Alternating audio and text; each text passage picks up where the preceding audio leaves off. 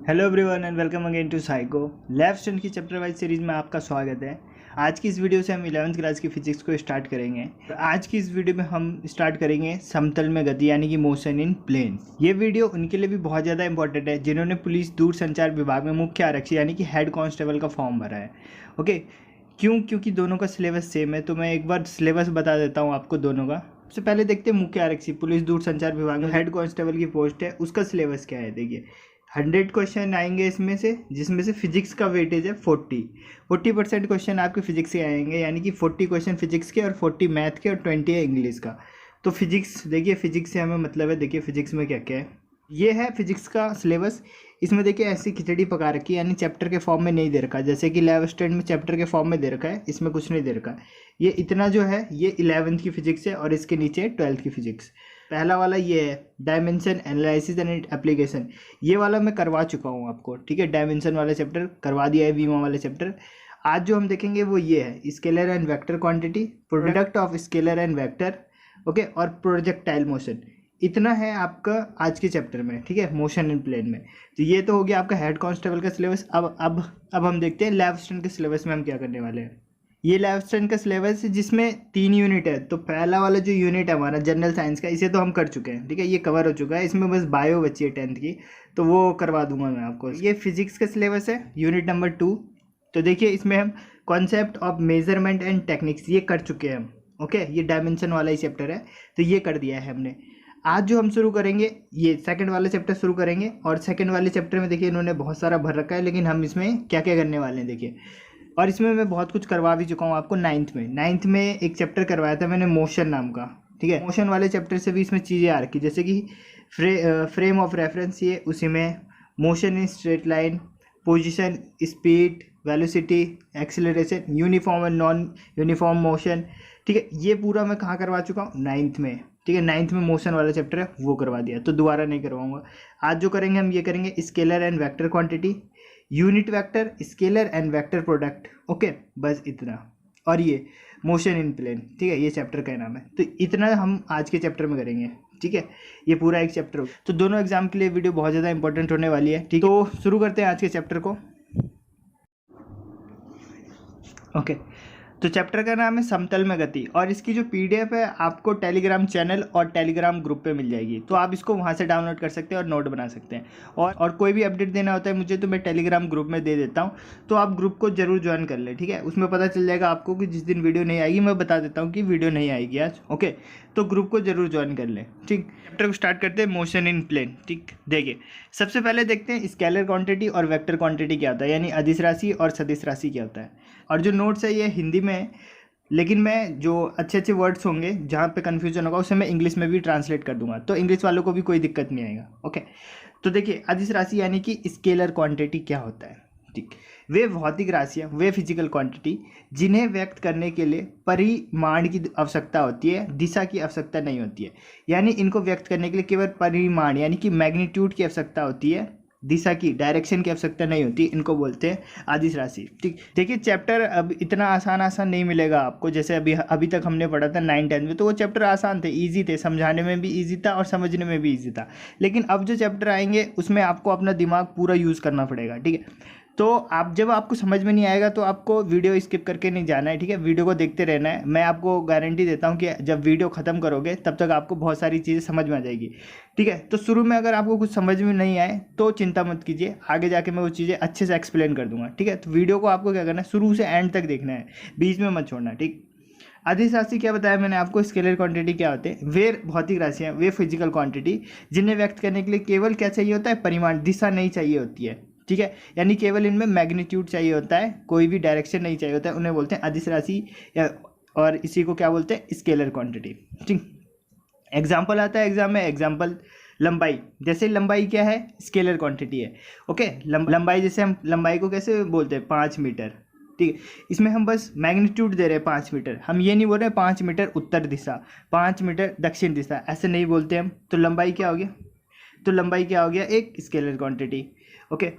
द्रव्यमान जैसे कि 5 kg, ठीक। इसमें भी हम नहीं बोलते 5 kg उत्तर, 5 kg दक्षिण, इसमें भी हम डायरेक्शन नहीं देते, खाली मैग्नीट्यूड देते हैं। तो ये भी क्या हो गया, स्केलर क्वांटिटी। विद्युत धारा में सब कंफ्यूज हो जाते हैं, क्योंकि हम जब परिपथ में विद्युत धारा को ड्रॉ करते हैं तो इसका डायरेक्शन देते हैं, ठीक है, डायरेक्शन देते हैं तो सब सोचते हैं कि ये क्या है, वेक्टर क्वांटिटी। लेकिन विद्युत धारा सदिश राशि यानी वेक्टर क्वांटिटी नहीं है, ये क्या है, स्केलर क्वांटिटी है, ठीक है। इसमें केवल परिमाण चाहिए होता है, इसको दिखाने के लिए कोई भी दिशा की जरूरत नहीं पड़ती, क्योंकि इसकी दिशा तो हमें पता होती है पहले कि जिधर इलेक्ट्रॉन जाएंगे उसकी उल्टी साइड में ये इसकी दिशा होगी, ठीक। घनत्व हो गया यानी डेंसिटी। समय भी क्या है, एक स्केलर क्वांटिटी है। कार्य यानी कि वर्क, पावर, ठीक है, टेम्परेचर और प्रेशर यानी कि दाब, ये सब क्या होते हैं, ये सब हमारे स्केलर क्वांटिटी यानी कि अदिश राशि है, ठीक। अब देखते हैं सदिश राशि यानी कि वेक्टर क्वांटिटी।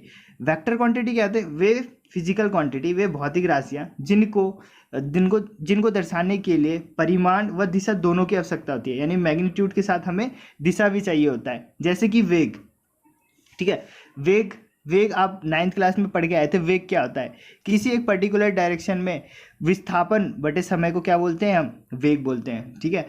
यानी डिस्प्लेसमेंट बाय टाइम पढ़ा था हमने, ठीक है, डिस्प्लेसमेंट बाय टाइम। और डिस्प्लेसमेंट कैसा डिस्प्लेसमेंट, एक पर्टिकुलर डायरेक्शन में, ठीक है, उसको बोलते हैं हम वेग, ठीक।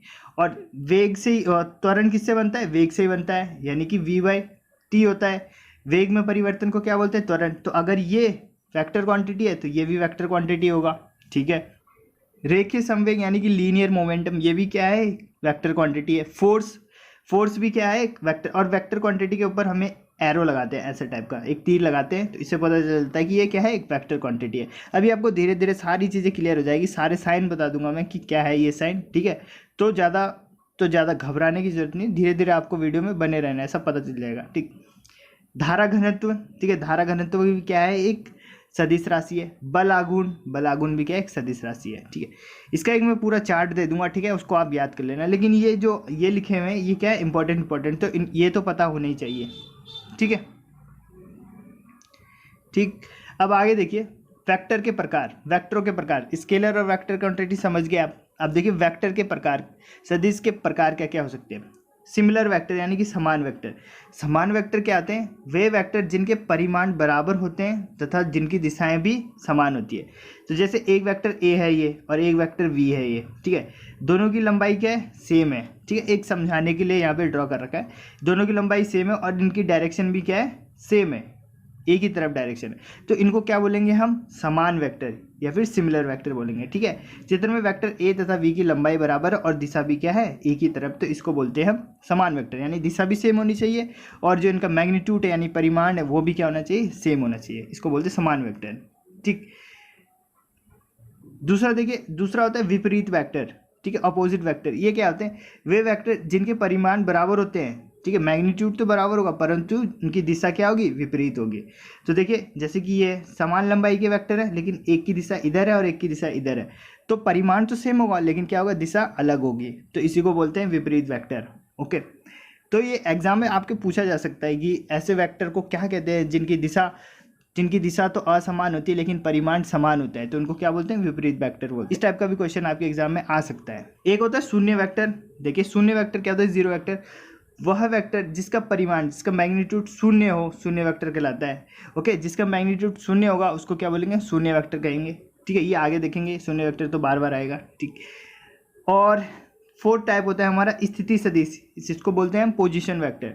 पोजीशन वेक्टर क्या होता है, ऐसा वेक्टर जो एक निश्चित बिंदु के सापेक्ष किसी अन्य बिंदु की स्थिति को निरूपित करता है, उस बिंदु का स्थिति सदिश कहलाता है। देखिए ऐसे समझेंगे हम इसको, ये हो गया एक्स एक्सेस, ये हो गया वाई एक्सेस, ठीक। और यहाँ पे ओ, कोई बिंदु ओ है, यहाँ पे ओ है और यहाँ पे है पी, ठीक है, ये पी बिंदु है। और ये है वेक्टर आर, ये वेक्टर आर है, ठीक। तो वेक्टर आर क्या कर रहा है कि ओ के सापेक्ष पी की स्थिति को बता रहा है कि ओ के सापेक्ष पी कहाँ पर है, ठीक है। ओ के सापेक्ष बता रहा है पी की लोकेशन, तो इसको बोलेंगे हम ओ का क्या होगा, ये स्थिति सदिश होगा, ठीक है। तो देखिए चित्र में वेक्टर आर बिंदु ओ के सापेक्ष बिंदु पी की स्थिति को बता रहा है, ठीक है, इसलिए ओ के सापेक्ष बिंदु पी का स्थिति सदिश आर है, ठीक है। ओ के सापेक्ष बिंदु पी का स्थिति सदिश क्या होगा, आर होगा, इसे बोलते हैं पोजीशन वेक्टर, ओके। बिंदु पी का स्थिति सदिश क्या होगा, वेक्टर आर, ठीक। अब एक होता है इकाई सदिश, ठीक है, एकांक सदिश या फिर यूनिट वेक्टर, ये तो बार बार आएगा इस चैप्टर में, तो इसे देख लेते हैं क्या है। वह वेक्टर जिसका परिमाण एकांक हो, एकांक यानी कि यूनिट हो, जिसका मैग्नीट्यूड क्या हो, 1 हो, एकांक वेक्टर कहलाता है, यूनिट वेक्टर कहलाता है। ये विमाहीन होता है, ये विमाहीन होता है, इसकी कोई डायमेंशन नहीं होती, ठीक है, विमाहीन होता है। वह केवल दिशा को प्रदर्शित करता है, ठीक है, ये लाइन बहुत ज़्यादा इंपॉर्टेंट है। जो यूनिट वेक्टर होता है वो विमाहीन राशि है, ठीक है, कोई डायमेंशन नहीं होती है इसकी, लेकिन ये क्या करता है, केवल दिशा को बताता है। देखिए मैग्नीट्यूड तो इसका 1 हो गया, तो मैग्नीट्यूड तो इसका एक ही रहेगा हमेशा, ठीक है, तो मैग्नीट्यूड तो बताएगा नहीं, तो ये क्या बताएगा, ये बताएगा केवल दिशा को। दिशा को क्यों बताएगा, क्योंकि ये वेक्टर है, वेक्टर है जो परिमाण, जिसमें परिमाण और दिशा होती है, लेकिन इसमें परिमाण तो एक हो गया, मैग्नीट्यूड एक हो गया, तो हमेशा एक ही रहेगा। तो ये इसका काम क्या है, खाली कि ये दिशा को दिखाता है, खाली इसका काम ये है कि ये खाली दिशा को दिखाएगा। इसे वेक्टर के ऊपर ऐसे लगाते हैं कैप, इसको बोलते हैं कैप, ऐसे लगा देते हैं वेक्टर के ऊपर, तो जहाँ पे भी जैसे आई कैप मिल गया तो ये क्या हो गया, यूनिट वेक्टर। तो अभी आएगा आगे तो अब आप समझ जाओगे इजीली, ठीक। तो यूनिट वेक्टर क्या होता है, ये विमाहीन होता है और जिसका मैग्नीट्यूड कितना होता है, 1 होता है, और ये किस काम आता है, केवल दिशा को दिखाने के लिए आता है। ओके, देखिए नोट, आपको ये पॉइंट याद करने, देखिए नोट, ये पॉइंट बहुत ज़्यादा इंपॉर्टेंट है, एग्जाम में बन सकते हैं डायरेक्ट। इकाई सदिश का परिमाण 1 होता है, ठीक है, जो यूनिट वेक्टर होता है उसका मैग्नीट्यूड हमेशा कितना होता है, 1 होता है, तभी इसका नाम यूनिट वेक्टर है। सेकंड पॉइंट, इकाई सदिश सदैव सदिश की दिशा को बताता है, ठीक है, इकाई सदिश जो है वो सदैव क्या करेगा, वेक्टर की दिशा को बताएगा, इसका काम क्या है, दिशा को बताना है, ठीक, दिशा को बताता है। इकाई सदिश का कोई मात्रक नहीं होता, ठीक है, अभी देखा हमने विमाहीन राशि है, कोई डायमेंशन नहीं होता, कोई भी मात्रक नहीं होता इसका, ठीक है, ये 3 पॉइंट आपको याद करना है। आ सकता है इकाई सदिश के बारे में, लेफ्ट स्टैंड में तो दे भी रखा है इकाई सदिश, ठीक है, तो ये पूछा जा सकता है, इसे ध्यान रखना है। आगे देखिए, अब देखिए सदिश का मापांक, ठीक, सदिश का मापांक देखते हैं, कांस्टेंट कैसे निकालेंगे सदिश का। देखिए किसी सदिश के परिमाण को सदिश का मापांक कहते हैं, किसी सदिश का जो मैग्नीट्यूड निकालेंगे हम, कांस्टेंट वैल्यू जो निकालेंगे, मतलब न्यूमेरिकल वैल्यू जो निकालेंगे उसका, उसी को बोलेंगे सदिश का मापांक, ठीक है। देखिए कैसे निकालते हैं, अब सदिश, अब मैं बताता हूँ आपको धीरे धीरे सदिश क्या होता है और सदिश कैसे लिखते हैं। देखिए जैसे ये ए है, ए के ऊपर मैंने एरो बना दिया, तो मैंने क्या बोला कि ये क्या है, वेक्टर क्वांटिटी है, ए क्या हो गया, वेक्टर क्वांटिटी, इसके ऊपर एरो बन रखा ना ये, तो इसका मतलब ये सदिश राशि है, वेक्टर क्वांटिटी है। तो इसका अगर हम मैग्नीट्यूड निकालेंगे तो इसको हम कैसे व्यक्त करेंगे, देखिए दोनों तरफ से मॉड लगा देंगे, ये किया हमने, मतलब मॉड के अंदर डाल देंगे हम वेक्टर ए को डाल देंगे, तो ये इसका परिमाण वैल्यू हो गया, मतलब कि खाली न्यूमेरिकल वाली वैल्यू आएगी, ठीक है। और मॉड क्यों लगाया हमने, मॉड किस लिए लगाते हैं कि माइनस वाली वैल्यू भी प्लस हो जाए, ठीक है, जैसे कि -5 है, इसके अगर इसको हम अगर मॉड में डाल दें तो इसकी वैल्यू 5 हो जाएगी, ये माइनस का साइन हट जाएगा, ठीक है, तो इसलिए हम मॉड लगाते हैं। तो जब भी जैसे आपको कोई वेक्टर दे दे, कोई भी vector they they, vector A, इसको आप बोले कि इसका मैग्नीट्यूड बताओ, तो इसमें बस मॉड लगा देना है, ठीक है, तो ये हो गया इसका मैग्नीट्यूड वैल्यू। ओके, अब देखिए आपको एक फार्मूला याद रखना है, बहुत इंपॉर्टेंट फार्मूला है, इस पर शायद न्यूमेरिकल बन सकता है, ठीक है, मुझे ऐसा लग रहा है कि बन सकता है। देखिए यूनिट वेक्टर का फार्मूला होता है, ये बताया ना मैंने, उसके ऊपर कैप लगा रहेगा, ये यूनिट वेक्टर है। यूनिट वेक्टर का फार्मूला क्या होता है, देखिए ये होता है वेक्टर ए का मॉड ए, ठीक है। देखिए ये फार्मूला आपको याद करना है, अभी मैं इस पर न्यूमेरिकल भी कराऊंगा तो आपको अच्छे से समझ में आ जाएगा, ठीक। यूनिट वेक्टर बराबर होता है ए का वेक्टर और उसका मॉड, ठीक है, ए का वेक्टर या फिर उसका परिमाण बोलेंगे या फिर उसका मैग्नीट्यूड बोलेंगे, ठीक है, तो ये होता है इसका फॉर्मूला। और अभी जो ये मॉड है, मॉड ए, ये कैसे निकालते हैं ये भी बता देता हूँ मैं आपको, ठीक है, धीरे धीरे बताऊंगा आपको, तब समझ में आ जाएगा, एक साथ बता दूंगा तो आप खिचड़ी पक जाएगी। ओके, सदिश के योग का समांतर चतुर्भुज नियम, कोई जरूरत नहीं इसे करने की, कोई भी ये बिल्कुल भी इंपॉर्टेंट नहीं है आपके लिए और सिलेबस में भी नहीं है, ठीक है। अब देखते हैं जरा 3D में वेक्टर को समझने की कोशिश करते हैं, वेक्टर है क्या। अभी आपके दिमाग में चल रहा होगा कि वेक्टर है क्या चीज़, कैसे लिखते हैं वेक्टर को, तो देखते हैं अभी। किसी सदिश का 3 परस्पर लंबवत दिशाओं में वियोजन, ठीक है, देखिए 3D में होता है सदिश हमेशा, तो 3D में अगर हमें बनाना है किसी चीज़ को तो 3 एक्सेस होंगे, 2D बनाते हैं तो एक्स एक्सेस और वाई एक्सेस, ये आप पढ़ते आए होंगे। अब 3D में जब बनाते हैं तो एक और एक्सेस आ जाता है जेड एक्सेस, ठीक है, तो जेड एक्सेस भी आ गया, एक 3 एक्सेस हो गया। अब जो ये तीनों एक्सेस होते हैं, तीनों क्या होते हैं, लंबवत होते हैं, यानी कि तीनों में 90 डिग्री का एंगल बनता है, 90 डिग्री का एंगल बनता है तीनों एक्सेस में। ओके, तो अब देखिए क्या कर रहे हैं हम इसमें, एक्स एक्सेस के इधर हमने एक यूनिट वेक्टर ले लिया, वेक्टर आई, ठीक है, वाई एक्सेस के डायरेक्शन में हमने एक यूनिट वेक्टर ले लिया जे, और जेड में ले लिया हमने यूनिट वेक्टर के, ठीक है।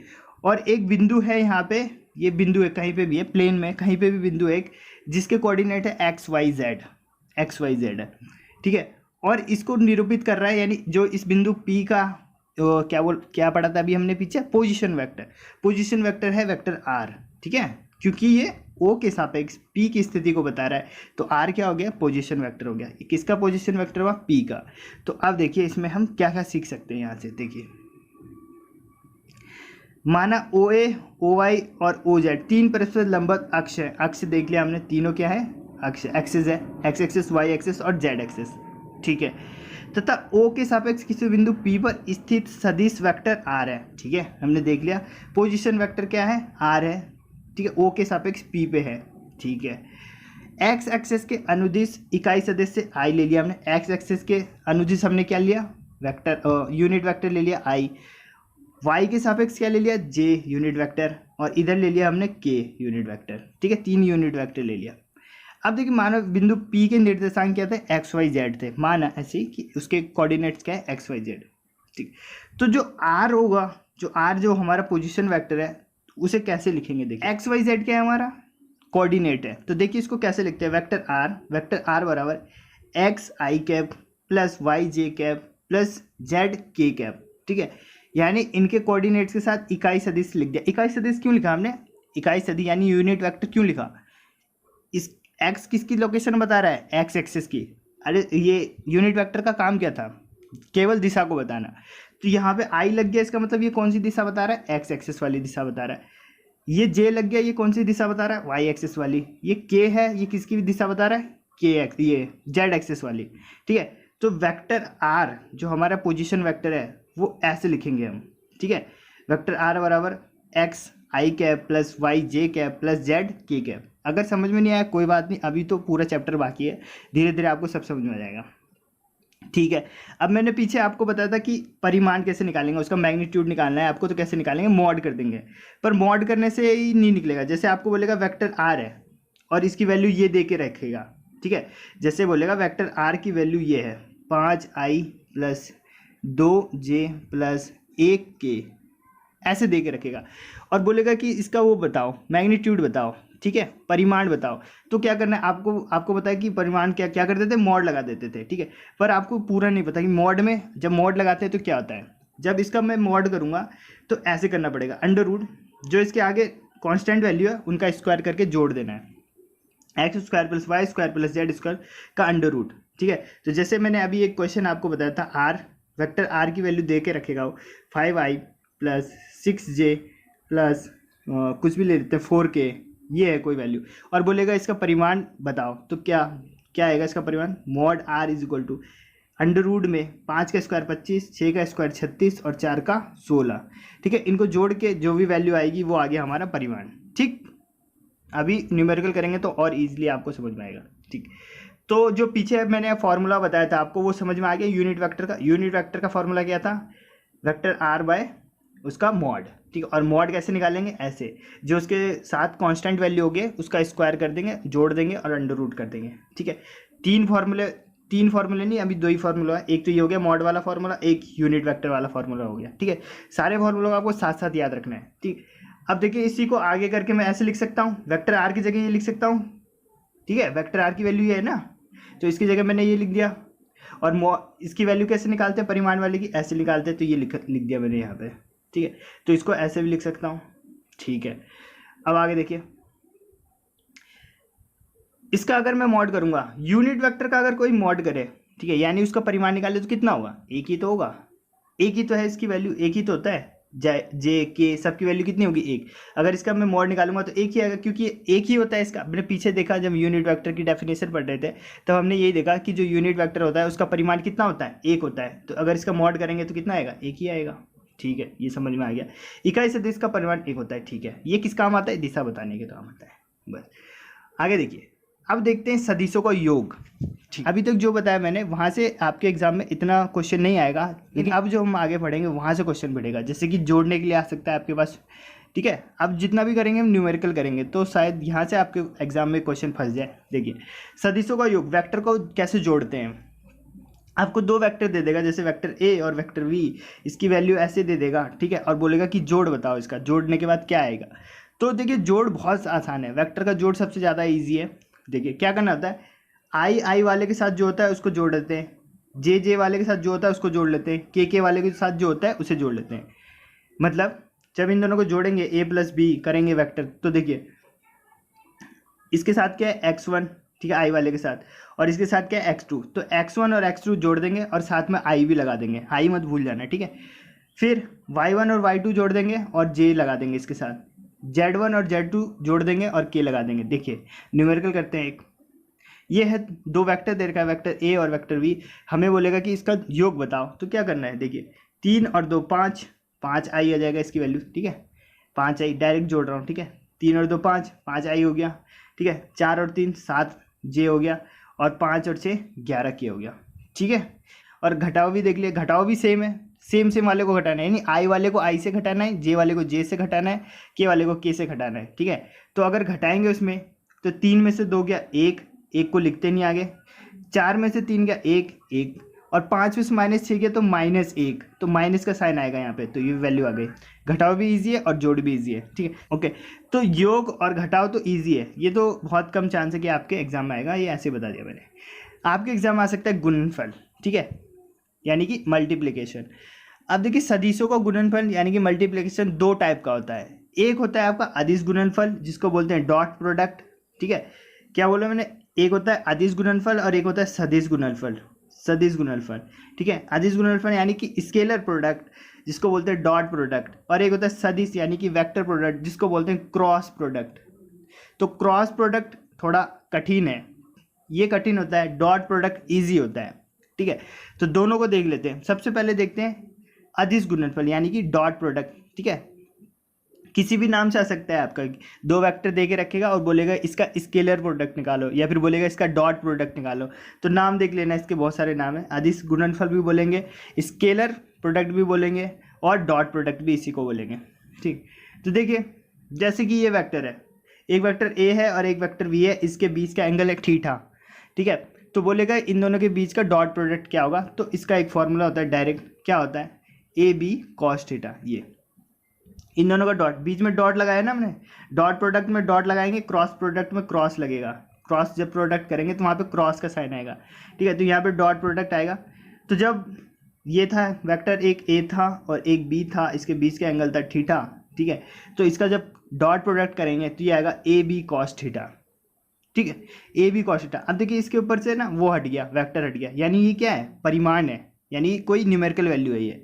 तो देखिए, या फिर इसको, इसी को मैंने ऐसे लिख दिया, इसमें अगर मैं ऐसे लिख दूंगा तो कोई गलती है नहीं है, कोई भी गलती नहीं है, क्योंकि इसका मतलब भी यही हुआ, ये परिमाणी तो होता है, मॉड लगा दिया तो परिमाणी तो आता है, उसका मैग्नीट्यूड ही तो आता है। तो डॉट प्रोडक्ट में क्या करते हैं, ए बी कॉस थीटा आ जाता है। दो वेक्टर का हम अगर डॉट प्रोडक्ट निकालेंगे तो A B cos theta, cos theta, theta क्या है, उन दोनों के बीच का एंगल। उदाहरण है अदिश गुणनफल का, उदाहरण क्या है, वर्क, ठीक है। वर्क क्या होता है, मैंने डब्ल्यू बराबर एफ एस होता है, या फिर एफ डी कर लो, जो मर्जी वो कर लो, एफ एस, ठीक है। तो जब इसका हम वो करेंगे, डॉट प्रोडक्ट करेंगे, तो एक वेक्टर तो ये हो गया एफ, और एक हो गया ये डिस्प्लेसमेंट। दोनों वेक्टर क्वांटिटी है, दोनों वेक्टर क्वांटिटी है, फोर्स भी वेक्टर क्वांटिटी और डिस्प्लेसमेंट भी वेक्टर क्वांटिटी, इसको डी लिख देते हैं, ठीक है, डिस्प्लेसमेंट भी वेक्टर क्वांटिटी। तो जब इन दोनों का डॉट प्रोडक्ट करेंगे तो क्या हो जाएगा, डब्ल्यू बराबर एफ डी कॉस थीटा, यही तो पढ़ा हमने कि ए बी कॉस थीटा हो जाता है, तो एफ डी कॉस थीटा आ जाएगा, ठीक है। तो ये इसका एग्जाम्पल हो गया। अभी एक न्यूमेरिकल करते हैं, इस पे देखिए। उससे पहले मैं आपको एक चीज़ बता देता हूँ, जैसे अभी हमने देखा कि डॉट प्रोडक्ट क्या होता है, ए और बी का अगर हम डॉट प्रोडक्ट करेंगे तो ए बी कॉस थीटा आएगा, कॉस थीटा। अब इसके साथ हम एक्सपेरिमेंट कर सकते हैं कॉस थीटा के साथ, ठीक है। जब हम थीटा के यहाँ पे 90 पुट करेंगे, अच्छा ये वैल्यू तो आपको याद है ना, कि ये टेबल तो याद होनी चाहिए आपको, जो साइन थीटा कॉस थीटा वाली होती है, जीरो पे कितना होता है। अगर याद नहीं है तो याद कर लो, फिजिक्स में भी बहुत ज़्यादा यूज़ होगा, आगे जाके बहुत यूज़ होगा ये, ठीक है। तो ये याद कर लेना, ठीक है। देखिए मैं आपको बता देता हूँ, इसमें याद करने वाला कुछ भी नहीं है। Sine cos tan cot sec cosec, ठीक है, 0 30 45 60 और 90, यही होता है, ठीक है। 90। साइन 0 की वैल्यू कितनी होती है 0, और 30 पे कितनी होती है 1/2, 45 पे तो 1/√2, 60 पे कितनी होती है √3/2, और 90 पे कितनी होती है 1। अब कॉस की निकालनी, इसका उल्टा कर दो, यानी 1 यहाँ लिख दो, √3/2 इधर लिख दो, ठीक है, उल्टा लिख रहा हूँ, 1/√2 और 1/2 और 0, ठीक है, इसको पलट दिया मैंने, ठीक। अब साइन का उल्टा क्या होता है कॉसेक, साइन का उल्टा कॉसेक होता है, तो 0 का उल्टा करेंगे तो 0 आएगा, 1/2 का उल्टा करेंगे तो 2 आएगा, इसका करेंगे तो √2 आएगा, इसका करेंगे तो 2/√3 आएगा, और इसका करेंगे तो 1 ही आएगा। कॉसेक का उल्टा क्या होता है सेक आता है, तो इसका सेक का उल्टा करते हैं 1 का 1 आता है, ठीक है, 2/√3, ठीक है। तो ऐसे करके आप याद कर सकते हो, ठीक है, मैंने तो ऐसे किया, मैं बस ऊपर का याद कर लेता हूँ, बस बाकी पूरा बना सकता हूँ मैं, ठीक है। 10 आपको पता है, 10 कैसे निकालोगे, 10 क्या होता है, 10 होता है साइन बाय कॉस, ठीक है। तो जैसे 30 की वैल्यू निकाल ली है, तो साइन और कॉस की पता होगी तो 10 का निकाल लोगे। साइन 30 की वैल्यू कितनी होती है 1/2, कॉस 30 की वैल्यू कितनी है √3/2, 2 से 2 कटा तो कितना आएगा 1/√3, ये आ गया tan 30 की वैल्यू, ऐसे निकाल सकते हैं, ठीक। तो देखिए जब हम थीटा बराबर 90 पुट करते हैं, 90 का मतलब क्या हुआ कि दोनों वेक्टर क्या होंगे लंबवत होंगे, लंबवत होंगे तभी तो 90 बनेगा। दोनों वेक्टर क्या होंगे एक दूसरे के परस्पर लंबवत होंगे, परपेंडिकुलर होंगे। इस केस में क्या होगा, यहाँ पे रखेंगे और यहाँ पे 90 रखेंगे, यानी cos 90 होगा, और cos 90 की वैल्यू कितनी होती है 0 होती है, तो ये कितना हो जाएगा, इसका डॉट प्रोडक्ट कितना हो जाएगा 0 हो जाएगा, ठीक। यानी इससे हमें क्या पता चला, इससे एक क्वेश्चन बन सकता है, एग्जामिनर अगर अच्छे दिमाग का होगा तो बहुत अच्छा क्वेश्चन बना लेगा कि जब दो वेक्टर परस्पर लंबवत होते हैं तो उन दोनों के मध्य का डॉट प्रोडक्ट कितना होता है 0 होता है, ठीक है, 0 होता है, ठीक। और अगर ऐसा पूछे कि दोनों समांतर हो, समांतर यानी कि एक ही दिशा में हो, तो इनके बीच का एंगल कितना बनता है 0 बनता है ना, 0 ही तो बनेगा जब समांतर होंगे, 0 बनेगा, तो cos 0 की वैल्यू कितनी होती है 1, तो उस कंडीशन में क्या होगा डॉट प्रोडक्ट ए बी होगा, ठीक है, उस कंडीशन में डॉट प्रोडक्ट ए बी होगा, ठीक। अब देखिए इसी से हम देखिए हमने क्या बनाया, ये क्या है आई इंटू नहीं है आई डॉट जे का मतलब क्या हुआ, दिमाग लगाओ। अभी क्या बताया था मैंने, ये बताया था आई कहाँ था यहाँ पे, जे कहाँ था ये, इन दोनों के बीच में एंगल कितना बन रहा है 90 बन रहा है इन दोनों के बीच में एंगल, तो इसका अगर डॉट प्रोडक्ट निकालेंगे तो कितना आएगा 0 आएगा, सिंपल। ऐसे देखिए ये जे है और ये के है, इन दोनों के बीच में एंगल कितना है 90, इन दोनों का डॉट प्रोडक्ट निकालेंगे तो कितना आएगा 0। के और आई ये दोनों इन दोनों के बीच में कितना है 90, इन दोनों का डॉट प्रोडक्ट निकालेंगे 0, तो आई कैप डॉट जे और जे कैप डॉट के कैप डॉट ए, इन तीनों की वैल्यू कितनी होती है 0 होती है, ठीक। क्यों होती है बता दिया मैंने ऊपर, ठीक, ओके। यही नीचे भी लिखा हुआ है देखिए, एक्सप्लेन कर रखा है, ठीक है। आई डॉट आई करेंगे तो क्या होगा आई जे कॉस थीटा बनेगा, आई जे कॉस थीटा, ठीक है, और कॉस थीटा की वैल्यू कितनी होगी 90 क्यों होगी पता चल गया ना, यहाँ आई है यहाँ जे है, ठीक है, तो इसलिए 90 होगा, और इसकी वैल्यू कितनी होगी 0, ठीक है। ये क्वेश्चन जब 11th में थे तब पूछा जाता था बोर्ड में, ये क्वेश्चन बहुत ज़्यादा 1 नंबर में, तो हो सकता है आपके एग्जाम में भी पूछा जाए, ठीक, ओके, ठीक। अब देखिए जब हम वेक्टरों का स्वतः गुना करेंगे, ठीक है, मतलब एक वेक्टर लेंगे उसका उसी में गुना कर देंगे, ठीक है, उसका डॉट प्रोडक्ट उसी में करेंगे तो क्या होगा, ए का डॉट प्रोडक्ट ए से करेंगे तो क्या बनेगा ए कॉस थीटा, ए कॉस थीटा, और कॉस थीटा की जगह 0 आएगा, क्यों आएगा क्योंकि सेम ही तो वेक्टर है, सेम वेक्टर का मतलब क्या, अभी पीछे देखा था हमने सिमिलर वेक्टर क्या होता है जिनके मैग्नीट्यूड सेम होते हैं और जिनकी दिशा भी सेम होती है, जब दिशा सेम होगी तो यानी एक दूसरे के पैरेलल है, और दिशा सेम है यानी बीच का एंगल कितना है 0 है, और जब 0 रखेंगे यहाँ पे तो 1 आ जाएगा इसका वैल्यू, तो a², ठीक है। रटने वाला कुछ नहीं है इसमें, फिजिक्स में रटने वाला कुछ नहीं होता, सारा कॉन्सेप्ट होता है। इससे क्या पता चला हमें कि जब दो सिमिलर वेक्टर को हम डॉट प्रोडक्ट करते हैं तो वैल्यू कितनी आती है 1, तो इससे हम ये बना सकते हैं जो कि एग्जाम में पूछा जाता है, ठीक है। आई और आई की गुना करेंगे तो कितना आएगा 1 आएगा, क्यों आएगा सेम डायरेक्शन में 1, जे की करेंगे तो 1, के की करेंगे तो 1, ठीक है, ओके। अभी जब क्रॉस प्रोडक्ट करेंगे तो वहाँ पे भी सेम चीज़ें आएंगी, तब आप कंफ्यूज हो जाओगे, ठीक है। तो अभी से आपको सारे कॉन्सेप्ट को क्लियर करते रहना है, कोई डाउट होता है तो टेलीग्राम ग्रुप है वहाँ पे आप मुझसे पूछ सकते हो, ठीक, ओके।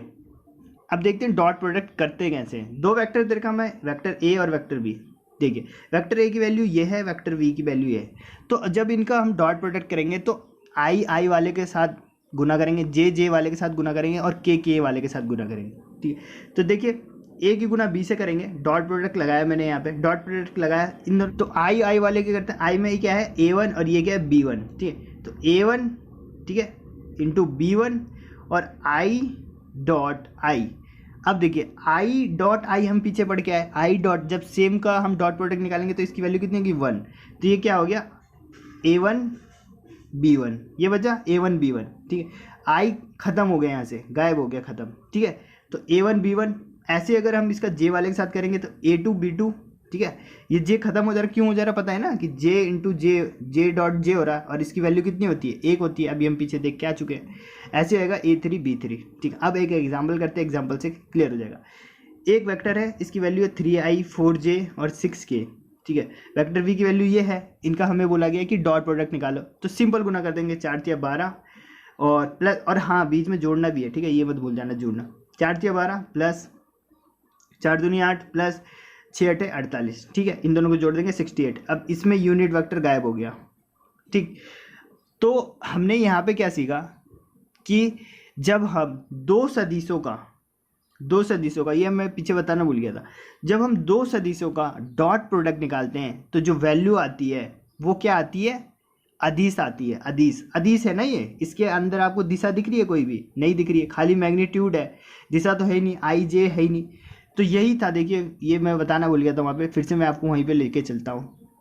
ये देखिए दो सदिशों ए और बी का अदिश गुणनफल यानी कि डॉट प्रोडक्ट एक अदिश राशि होता है, ठीक है, अभी हमने देख लिया अदिश राशि होता है। लास्ट में हमें क्या मिलता है, अदिश राशि मिलता है। जब डॉट प्रोडक्ट करते हैं तो अदिश राशि मिलता है, जब क्रॉस प्रोडक्ट करेंगे तो सदिश ही मिलेगा, ठीक है। तो ये भी ध्यान में रखना है कि जब हम डॉट प्रोडक्ट करते हैं तो जो फाइनल वैल्यू आती है, रिजल्टेड वैल्यू आती है, वो क्या होती है, अदिश राशि होती है, ठीक है, वो अदिश राशि होती है। यहाँ पे हमने देखा कि अदिश राशि, क्योंकि इसके साथ आपको कहीं पे भी कोई भी वेक्टर नहीं दिख रहा है, ठीक है, तो अदिश राशि यानी स्केलर क्वांटिटी आती है। एक और क्वेश्चन करते हैं, ये वेक्टर ए और ये वेक्टर बी है, 3 दूनी 6 प्लस 4 तिया 12 प्लस 6 चौक 24, ठीक है, इन सबको जोड़ देंगे तो कितना आ जाएगा 6 12 42, ओके, तो 42 आ गया इसका आंसर। देखिए अदिश राशि है नहीं, इसमें कोई भी दिशा नहीं है, ठीक है। आगे देखिए, ठीक, ये हो गया, ठीक। अच्छा एक ये देखते हैं जिसमें साइन अलग हो, ठीक, वेक्टर ए वेक्टर बी की वैल्यू दे रखी है, तो देखिए जब इसका डॉट प्रोडक्ट निकालेंगे तो क्या करेंगे, आई के आई वाले के साथ गुना करेंगे, 3 दूनी 6, ठीक है, 6 आ गया आपका, यहाँ पे नीचे लिखा हुआ है 6 आ गया, ठीक है, चलो ठीक, और 6 चौक 24। अच्छा ये माइनस में, आप देखिए माइनस में तो माइनस में आएगा ना, 6 की 4 से करेंगे 24 माइनस का 24, और ये जो है ये भी माइनस में, तो -3 की करेंगे +6 से, तो ये भी माइनस में आएगी वैल्यू, 6 दिया -18, ठीक है। तो ये मैं इसलिए करा रहा हूँ ताकि आपको पता चले कि वैल्यू को कैसे लेना है, इसके साथ लेना है, चिन्ह के साथ लेना है, ठीक है। तो 6 -24 -18, ठीक है, ये आएगा आपका 6, और इन दोनों को यहाँ इतना तो आता ही हो आपको, माइनस को जोड़ लेंगे तो -42 और ये +6, इसमें से घटाएंगे तो -36, तो माइनस में भी वैल्यू आ सकती है, घबराना नहीं है, ठीक है। तो ये तो हो गया आपका डॉट प्रोडक्ट ईजी होता है, ठीक। अब देखते हैं हम क्रॉस प्रोडक्ट, दो सदिशों का सदिश गुणनफल, जिसको हम बोलते हैं वेक्टर प्रोडक्ट या फिर बोलते हैं क्रॉस प्रोडक्ट। तो देखिए क्या होता है, क्रॉस प्रोडक्ट बोलेंगे इसे, सदिश गुणनफल बोलेंगे या फिर वेक्टर प्रोडक्ट बोलेंगे। दो सदिश जैसे ए और बी है का सदिश गुणनफल करेंगे तो क्या मिलेगा, हमें सदिश राशि ही मिलेगा, यानी इसमें क्या आई जे के ये सब मिलेगा, अभी नहीं मिल रहा था हमें लेकिन अब मिलेगा। देखिए जिसका परिमाण ए बी साइन थीटा और जिसकी दिशा सदिशों ए और बी के लंबवत होती है, ठीक है, अभी पता चल जाएगा आपको कि इसका मतलब क्या है। तो जब हम दो सदिश ए और बी का क्रॉस प्रोडक्ट करेंगे, यहाँ पे देखिए क्रॉस का साइन हो गया, तो क्या बनेगा A B sine theta eta cap, ठीक है, इसको क्या बोलते हैं, ईटा बोलते हैं, CBSE में शायद इसको नीटा बोलते हैं, तो ईटा नीटा जो बोलना है बोलिए, हम ईटा बोलते थे तो ईटा बोलेंगे। A B sine theta eta cap, ऊपर कैप लग रखा है, ठीक है, ये आता है जब हम दो सदिश राशियों को क्रॉस प्रोडक्ट करते हैं या फिर जिसको बोलते हैं सदिश गुणनफल या फिर इसी को बोलते हैं वेक्टर प्रोडक्ट करते हैं, तो ये आता है, ठीक, ओके। जहाँ पे जो ईटा कैप है, कैप लगा हुआ है इसके ऊपर, इसका मतलब क्या होगा, ये यूनिट वेक्टर होगा, एकांक वेक्टर होगा। तो जहाँ पे ईटा कैप ए क्रॉस बी की दिशा में एक एकांक वेक्टर है, ठीक है, इसकी दिशा ए और बी दोनों के लंबवत होती है, ठीक है, ए और बी के लंबवत होती है। ए और बी की दिशा अगर ये है तो इसकी दिशा लंबवत होगी इधर, ठीक। ओके, अब देखते हैं आगे, ठीक। फिर से थोड़ा एक्सपेरिमेंट कर लेते हैं इसके ऊपर। ए क्रॉस बी करा तो हमने आया A B sine theta eta cap. अगर हम थीटा की जगह 0 रख दें तो साइन 0 की वैल्यू कितनी थी, 0, ठीक। तो इसका जो क्रॉस प्रोडक्ट कितना हो जाएगा, 0 हो जाएगा, ठीक। अब 0 का मतलब क्या हुआ कि जब दोनों क्या होंगे, एक ही डायरेक्शन में होंगे, या फिर ऐसे बोल सकते हैं दोनों क्या होंगे, समांतर होंगे। तो जब दो सदिश एक दूसरे के समांतर होती है, या फिर ऐसे बोल सकते हैं जब दोनों के बीच का एंगल 0 होता है, तो उनका जब हम क्रॉस प्रोडक्ट करेंगे तो उसकी वैल्यू कितनी आती है, 0 आती है। और वहाँ पे क्या कर रहे थे, जब हम समांतर था और हम उसका डॉट निकाल रहे थे तब वैल्यू आ रही थी कुछ। वहाँ जब हम यहाँ 90 रखेंगे, देखिए अगर हम यहाँ 90 रखेंगे तो साइन थीटा साइन 90 की वैल्यू कितनी थी, 1, तो ये आ जाएगा ए बी ईटा कैप, ठीक है, ए बी ईटा कैप। तब कुछ वैल्यू आएगी, तब कुछ वैल्यू आएगी। लेकिन जब समांतर होगा और उसका क्रॉस प्रोडक्ट निकालेंगे तब 0 आएगा। तो दोनों में याद रखो डॉट, और इधर लिख देता हूँ क्रॉस। 0 कब आता है, 0 वाला पूछा जाता है जब यहाँ पे 90 होता है तब 0, और जब यहाँ पे 0 होता है इन दोनों के बीच का एंगल तब यहाँ पे 0 होता है, ठीक है। ओके, ठीक है, अर्थात ये लिखा है यहाँ पे, अर्थात दोनों सदिश एक दिशा में हैं, अर्थात समांतर है, ठीक। अर्थात दो सदिश का वेक्टर गुणन 0 है तो दोनों सदिश समदिश यानी कि समांतर होंगे, ठीक है। ऐसे घुमा के पूछा जा सकता है कि दो सदिशों का गुणनफल क्या है, 0 है, वेक्टर गुणनफल क्या है, 0 है, तो वे सदिश क्या होंगे, परस्पर लंबवत होंगे, परस्पर समांतर होंगे, ठीक है। उनके बीच का एंगल 120 डिग्री बनेगा। इस टाइप का क्वेश्चन देगा तो आपका आंसर क्या होगा कि दोनों क्या होंगे, समांतर होगा, ठीक। तो कैसे भी घुमा के क्वेश्चन पूछा जा सकता है, आपको अपने कॉन्सेप्ट क्लियर रखने हैं बस। तो इससे हम देखिए क्या निकालेंगे, देखिए क्या निकलेगा इससे। आई जे के क्या है, यूनिट वेक्टर है, 3 लंबवत है, तीनों लंबवत होंगे ही, ठीक है। ऐसे होता है, यहाँ पे जे होता है, यहाँ पे आई होता है, यहाँ पे के होता है, ठीक है, लंबवत है तीनों। जब हम आई की जे से क्रॉस करेंगे, कहाँ है आई, यहाँ पे आई है, ठीक है, यहाँ पे आई है और यहाँ पे क्या है, जे है। इन दोनों के बीच का एंगल कितना बन गया, 90। तो क्या वैल्यू आएगी बताइए, जब आई की जे से करेंगे तो इसके समदिश एक तीसरा वेक्टर आएगा, यही तो बचेगा। देखिए इन दोनों की जब करेंगे आई जे, तो आई और जे की करेंगे क्रॉस प्रोडक्ट, तो क्या बनेगा, आई जे साइन थीटा ईटा कैप बनेगा, ठीक। और इसको मॉड में ऐसे भी लिख सकते हैं, ठीक। थीटा की जगह क्या होगा, 90, क्योंकि इन दोनों के बीच का 90, तो ये तो हो गया एक, पूरा एक हो गया। अब ये है एकांक वेक्टर है, ये एकांक वेक्टर किसको दिखाएगा, इन दोनों के लंबवत जो होगा उसी को तो दिखाएगा। और इन दोनों के लंबवत क्या है, यही तो है, हमने पीछे देखा ना कि A B sine theta eta cap, ये पढ़ा हमने। जहाँ पे मैंने बोला था कि जो ईटा कैप है ये क्या है, इन दोनों वेक्टर के लंबवत एक तीसरा वेक्टर है, तो इन दोनों वेक्टर के लंबवत तीसरा वेक्टर तो के ही होगा, तो इसलिए आ गया। जब इसका हम क्रॉस प्रोडक्ट करेंगे तो क्या आएगा, इन दोनों को करेंगे तो आई आएगा और इन दोनों को करेंगे तो जे आएगा, ठीक है। समझ में आ गया, नहीं समझ में आया तो दिमाग पे जोर डालो, आ जाएगा।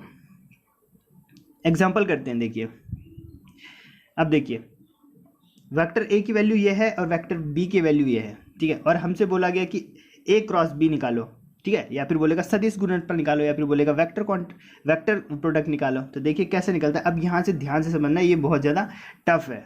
देखिए बहुत ज़्यादा टफ तो नहीं है, अगर समझ गए तो ईजी है बहुत। देखिए कुछ नहीं है, ए बी जैसे मैं करा रहा हूँ ऐसे आपको करना है, ठीक। ये दे दिया, सबसे पहले आपको टेबल बनाना है, ठीक। आई लिख लेना है, जे लिख लेना है, के लिख लेना है, आई जे के ऐसे लिख लेना है, ठीक है। यहाँ से देखिए वैल्यू उठाना है, ए वाली वैल्यू लिख दिया 2 और जे की जगह रख दिया 3 और इसकी जगह कितना है, -1, ठीक है। -1 है ना, माइनस के साथ वैल्यू उठाना, ठीक है, साइन के साथ। फिर दूसरे वाले से उठाना, यहाँ कितना है 1, तो 1 लिख दिया। यहाँ पे कितना है 2 लिख दिया। जे की वैल्यू है वही लिख रहा हूँ मैं, ठीक है। के की जगह कितना है 6, तो 6 लिख दिया, ठीक है। ये टेबल बना लेना है। अब आपको देखिए गुना कैसे करना है। जब आई की गुना कर रहे हैं तो पहले आई लिख लो और इसके ऊपर हाथ रख दो मतलब इसको छुपा दो, छुपा दिया।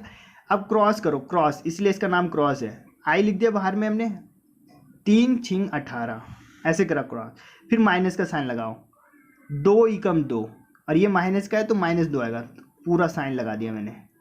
समझ में आया, 6 3 18 लिख दिया, फिर माइनस का साइन लगेगा बीच में, ठीक है।